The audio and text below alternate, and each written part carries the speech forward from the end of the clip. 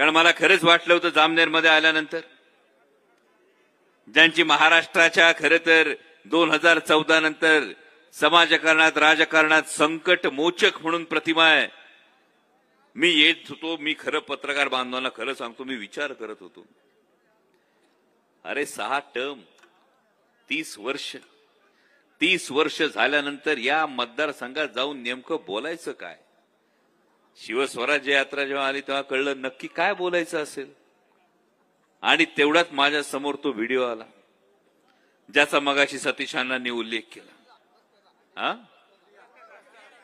असं बोलू नका दादा. महाराष्ट्राच्या ग्रामविकास मंत्र्यांच्या मतदारसंघातला रस्त्याला तुम्ही गटार म्हणत असाल तर त्या ग्रामविकास मंत्र्यांची काय ठेवली राहू तुम्ही.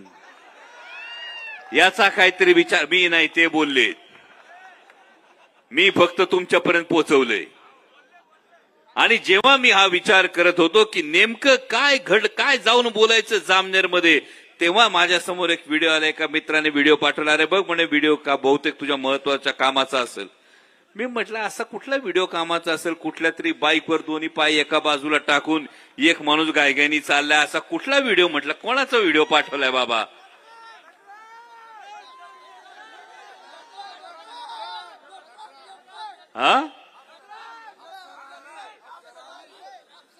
नाही त्याविषयी नंतर बोलावं लागणारच आहे. कारण इथं येताना शिवस्मारकाचं जे काम सुरू आहे त्या शिवस्मारकाच्या कामाच्या ठिकाणी कुणी काय केलंय, दहीहंडीला काय झालंय. अरे ज्या छत्रपती शिवाजी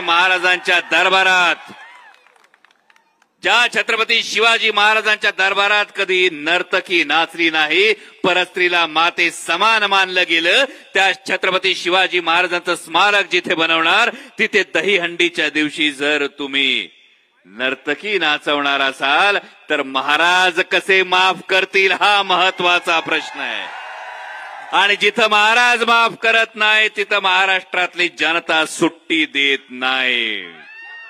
आणि म्हणून तो व्हिडिओ समोर आला. तो व्हिडिओ समोर आल्यानंतर बघितलं महाराष्ट्राचे ग्रामविकास मंत्री मोटरसायकलवर बसून दोन्ही पाय एका बाजूला टाकून समोरच्याच्या खांद्यावर हात ठेवून पळ काढताना बघितलं. आणि मग विचार